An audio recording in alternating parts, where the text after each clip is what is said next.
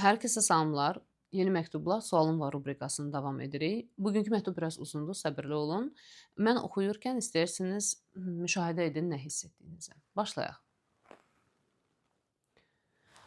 Salam Aygün xanım. Siz bu cür imkan yaradanda bizə bilirdim ki, sizə nəsə yazmalıyam. Amma nədən yazacağımı bilmirdim. Daha doğrusu fikrimi cəmləyib bir mövzu üzərinə necə yazacağımı bilmirdim. Təxmini hardan başlayacağımı bilən kimi sizə yazmaq qərarını aldım. Analiz etməyə qərarına gəlsəniz çox sevinərəm. Bir mövzuda içimi boşaldım. İllər öncə xəyanət olundum. Hamilə idim. Çox ağır qarşıladım bu məsələni. Hətta bunu bildiyim üçün şiddət də gördüm. Hər dəfə barışıq olurdu aramızda, təzədən ay keçmirdi, yenə nəsə çıxırdı üzə. Sanki bu insanın başı xarabdır, işləmir beyni. İçimdəki mən belə şey olsa əgər tüpürüb gedər hər şeyə. Amma reallıqdakı mənim gücü çatmır. Ağır, çətin gəlir, bir ümid var. O ümid qoymur ona nəsə addım atmağa. Çünki sevgimiz məktəb vaxtına qədər gedir. Çox hadisələr baş verdi. Baş verənlərin üstü açılanda və mən görəndə ki, mən filan çətin vaxtımda ərim hansısa qızla hansısa rayonda idi. Körpə uşağımla tək evdə çətinlik çəkəndə ərim hansısa oteldə hansısa qıza masajlar edib və bunları şəkil kimi, mesaj kimi gözümlə görəndə sanki nəfəsim kəsildi, beynim dondu, bədənim qıc oldu, içimə üşütmə gəldi. Elə üşütmə ki, titrəməmi saxlaya bilmirdim. Sanki nəfəsim kəsilirdi, beynim dondu. Buz içində, sanki bir buz içinə atmışdılar məni. Üşümürdüm, amma titrəyirdim. Bunlar içimə o qədər doldu ki, artıq bir zamandan sonra mən onu sözlərimlə sındırmağa başladım. Bir qadın əri ona nəsə alanda xoşbəxt olur, amma mənim ərim o qədər mənə hansısa qələtini edib, mən hiss etməyim deyə və peşman olduğu üçün mənə nəsə alıb ki, indi mənim üçün nəsə edəndə, boşluğuma düşəndə sanki başıma qaynar su tökülür, iriyənirəm Aygün xanım. Açıq formada ona deyirəm ki, mən səni aldadacağam. Nə olursa olsun, sənə keçirtdiyim bütün hissləri yaşadacağam və özüm şuurlu şəkildə ona psixoloji şiddət göstərirəm. Acımıram. Səhv etdiyimi bilirəm. İnsan insana bunu etməz. Şuuru halda yaşayanda sakit oluram. O ki içimə nələrsə toplanır ya da keçmişdə olanlardan nəyisə tətikləyəcək şeylər olur, sakit formada incidirəm onu. Qoy bilsin ki, içimdə hansı fırtınalar coşur. Və ən pisi odur ki, arada sözlərimi uşağımın yanında deyirəm və kənara çəkilib nə etdiyimi görəndə özümə o qədər acığım tutur ki, kiminsə özünə qəsd etdiyini görəndə deyirdim necə əli gəlib özünü öldürməyə. Nə qədər ağır qərardır. Amma olmamalı olduğum yerdə qaldığım üçün özümü o qədər aciz, o qədər qürursuz, o qədər alçalmış hiss edirəm ki, hərdən ani olaraq ağlımdan keçirtmişəm ki, sırf bu iyrənclikləri görməyim. Yəni intiharı keçirdi bu ağlından. Bu halım isə ən çox təzə ana olduğum vaxtlara təsadüf edir. Aygün xanım, mən hamiləliyim, analığımın ilk ərəfələrini o qədər çətin keçirtdim ki, bu hadisələrə görə o qədər alçaldım. Həm psixoloji, həm fiziki şiddət gördüm ki, içimdən keçir ki, kaş yenə də ana olardım, amma bu insandan qəti yox. Ən pis bilirsiniz nədir? Kənardan kim mənə baxırsa həsəd aparır. Ki, nə gözəldir, sən o cür sevib dəyər verən ərin var, özün öz işini qurmusan, ailəvi gözəl idarə edirsən, hər şey dörd dörtlük həyatında. Məni o qədər güclü qadın bilirlər ki, söhbət əsnasında deyəndə ki, kaş mən də sənin kimi güclü olardım, yanlarında ağlamağım gəlir ki, mən bilirsən nə cür yollardan keçmişəm. Yoldaşımın dostları ilə görüşəndə, hansı ki bilirəm, etdiyi qələtləri bu insanların yanında edib, o qədər istəyirəm onların yanında onu alçaldım. Göstərim hamısına ki, baxın mən sizin bildiyiniz aciz qadınlardan deyiləm. Beləsinə də möhtac deyiləm. Yəni beynimdəki çoxlu belə ssenariolar qururam. Həmin dövrlərin şəkillərinə baxa bilmirəm. Baxanda filan şəkli mən sevgi dolu çəkdiyim vaxt əslində xəbərim olmadan filan hadisələr baş verib deyə baxa bilmirəm. Həmin hadisələr, hisslər gəlir beynimə. Əvvəllər lap pis idi. Uşağımın körpəlik vaxt şəkillərinə baxanda çəkdiyim əzablar ağlıma gəlib ürəyim bulanır, ağlayırdım. İndi biraz bu şeylər keçib məndə. İndi boşluğa düşmüşəm. Bütün üstünü örtdüyüm hisslərin 5-6%-ni sizə ötürə bildim. Bəlkə, 1-2 həftədən sonra ya da neçə aylardan sonra bu mesajımı görüb və yenə özümü acığım tutacaq ki, niyə bu qədər aciz mesaj yazmışam. Təşəkkür edirəm belə imkan yaratdığınız üçün. Oh, mən sizə təşəkkür edirəm güvəniniz üçün, belə səmimi, detallı məktub göndərdiyiniz üçün. Çalışacağam bir şeylər deyim. Bizim özümüzə olan aqressiyamız o qədər güclüdür ki, biz heç özümüzə qarşı mərhəmətli, anlayışlı olmağı bilmirik. Başımıza bu qədər, bu dərəcədə ağır şeylər gəlir. Və biz də daha çox özümüzü basırıq aşağı. Sizin də əlbəttə ki, hamımız kimi özünüzün bir ideal obrazınız var. Ola bilər ki, o ideal obrazdakı əlbəttə ki, siz tamamilə fərqli ailə qurmusunuz. Özünüzə deyirsiniz ki, sevginiz hətta məktəb vaxtına qədər gedir, çıxır. Gözləntilər fərqli olub. Bir qadın kimi, bir ana kimi, bir həyat yoldaşı kimi özünüzü fərqli təsəvvür etmisiniz. Və o ümid deyirsinizsə, o həmin o ümiddir ki, bəlkə mən o təsəvvür etdiyimə çatacam. Bəlkə burada nəsə dəyişəcək və mənim xəyal etdiyimdəki versiyam yenə də mövcud olacaq. O versiyam və o ailə. O versiyaya çata bilmirsiniz deyə özünüzü və bütün bu hadisələr o tərəfinizdən baxanda dözülməz gəlir. Ümumiyyətlə dözülməz bir şeydir. Yəni sizin təsvir etdiyiniz çox ağır şeylərdir. Hər bir qadın üçün. Sözsüz. Amma oradan baxanda insan özünü bu şeyləri yaşadığına görə dəstəkləyib toparlamaq yerinə biz əksinə özümüzə yuxarıdan aşağı belə sən acizsən, sən gücsüzsən, mən sənin yerinə olsam, mən çıxıb gedərdim, mən tüpürüb gedərdim deyə söhbətləri, dialoqları aparırıq beynimizdə.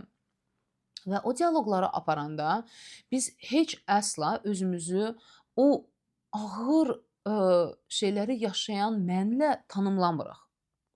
Bu çox maraqlı bölünmədir. Ona görə mən autoaqressiya haqqında bu qədər danışıram. Daima Instagramda, burada da videolar çəkirəm. Hər məktubun analizində bunu qeyd edirəm. Ayrı videolarım var. Çünki insan nə qədər də dildə bunu başa düşsə, daxilində sanki bunu görməyə başlamır. Çünki görsə özünə nə etdiyini yavaş-yavaş durmağa başlayar və autoaqressiyanın ən şiddətli versiyası özünə intihar eləməkdir və siz də düşünürəm ki, ən gərgin anlarınızda harda ki maksimum özünüzə o situasiyalar tab gətirə bilmirsiniz, onda deyirsiniz ki, əgər gedə bilmirsinizsə, onda öl. Ölsən bundan yaxşıdır. Sən ölsən mən heç olmasa bunları hiss etmərəm. Bu utancı məsələni hiss etmərəm.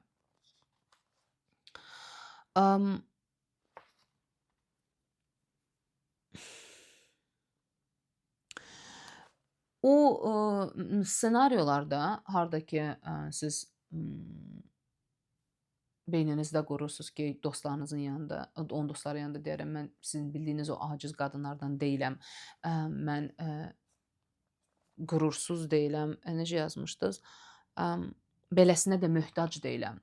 Məncə mənim üçün bütün məktubda bəlkə də ən açar iki cümlə, bax bu iki söz budur ya da o cümləni götürsək, beləsinə də möhtac deyiləm.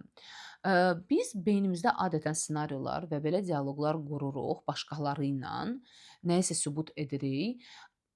Adətən demirəm konkret hamıda belədir, amma adətən biz özümüzdən hansısa bir həqiqəti gizlətməyə çalışanda. O həqiqət də məncə sizin situasiyanızda odur ki, siz gedə bilmirsiniz bu evlilikdən və əminəm ki, buna səbəbləriniz var. Nə qədər ki, getmək üçün səbəbləriniz var, məsələn. Amma o tərəf var, o mən var, hansı ki öz səbəblərinə görə oradan gedə bilmir. Və məncə, əgər alınırsa terapiyada, bunu anlamaq lazımdır ki, burada məni hansı səbəblər tutur? Çünki adətən biz nə edirik? Biz sanki 1-2 səbəbi belə səthi bilirik, amma ora dərinə getmirik, işləmirik, anlamağa çalışmırıq.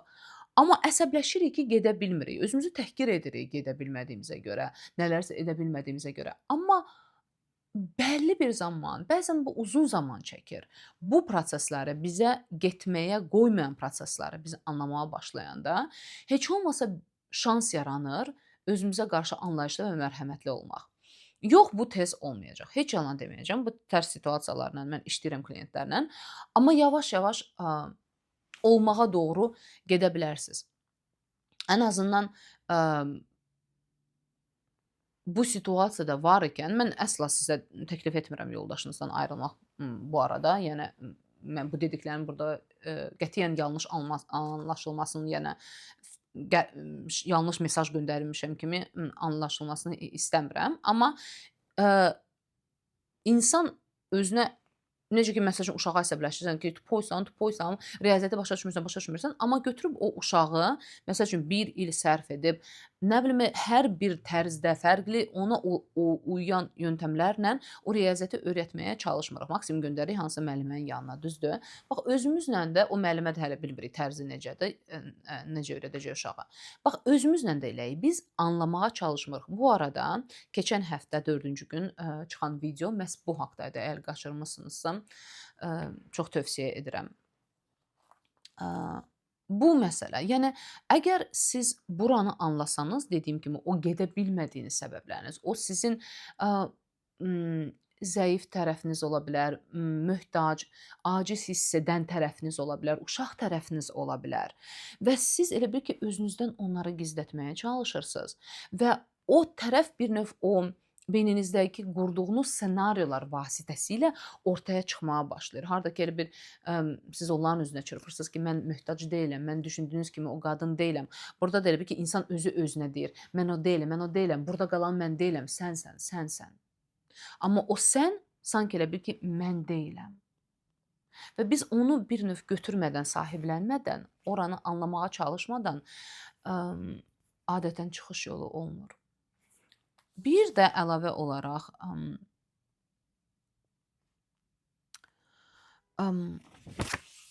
onu deyərdim ki, insana o beyindəki ssenariyolar, dialoqlar quranda o həqiqət ki, ortaya çıxmaq istəyir.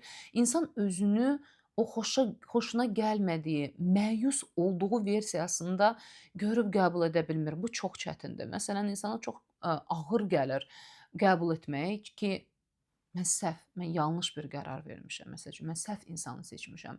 Çünki öz beynimizdə, məsələn, bəlkə mən o qadın deyiləm hansı ki, belə səhv seçim edə bilərdi.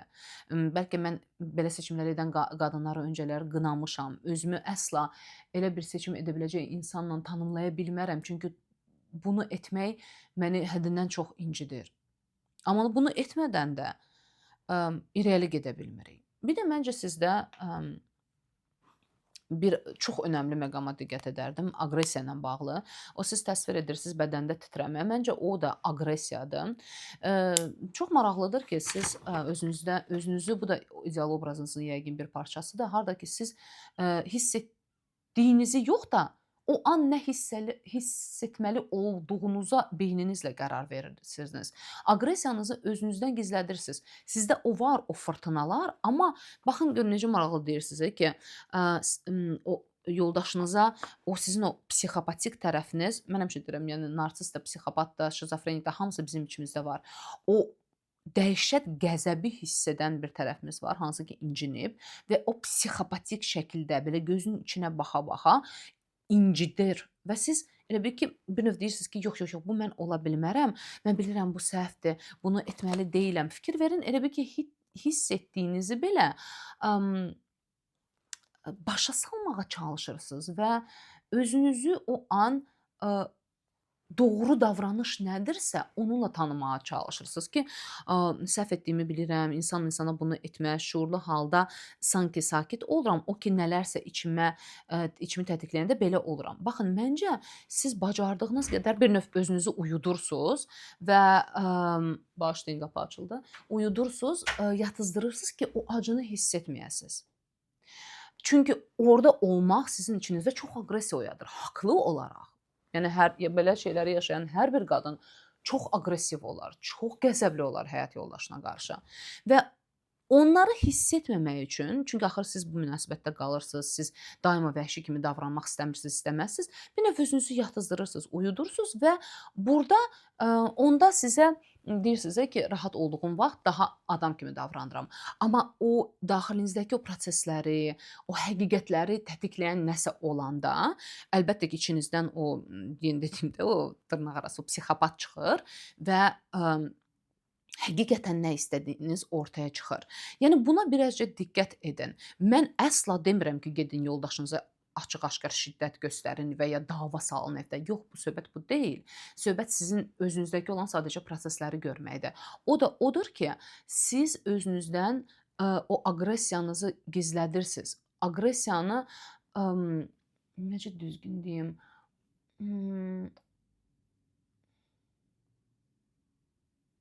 Elə bil ki, mən o ay günəm hansı ki belə hiss etməməlidir. Bunu etməməlidir. Axı mən düzgün insanam, axı mən yaxşı insanam, axı insan bu insana bunu etməz. Fikir verin necə elə bil ki, biraz süni pozisiyadır. Çünki o an sizin içinizdə haqlı olaraq fırtınalar qopur və siz elə bil ki, o qopan fırtınaları bir növ qopardırsınız, rədd edirsiniz, qoymursunuz onlara var olmaq öz içinizdə. Mən demirəm gedin onları yağdırın yoldaşınıza. Öz içinizdə ki, başa düşəsiz sizinlə nə baş verir. Və məncə o anda, haçan ki siz deyirsinizsə, o şəkilləri görəndə, o mesajları görəndə sizin içinizdə elə bil ki, bədəninizdə o titrəməklə məncə hansısa emosiya yarıb çıxmaq istəyir və özünü elə biruzə edir və məncə yarıb çıxmaq istəyən o aqressiyadır ki, siz orada görürsüz və dəhşət qəzəblənirsiniz. Amma özünüzə qoymursunuz o hissi yaşamağa, onu görməyə. Çünki sizin dünyanızda sanki aqressiya deyilən bir şey yoxdur. Aqressiya sadəcə haqlı qəzəblə ola bilər. Heç haqlı qəzəb belə sizdə yoxdur. Çox maraqlıdır. Çünki burada əlinizə haqlı səbəblər keçir və siz bundan istifadə edib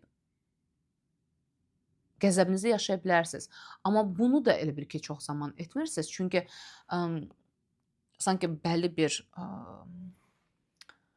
formata salırsınız özünüzü, harda ki, siz bunu hiss etməməlisiniz. Siz belə olmamalısınız.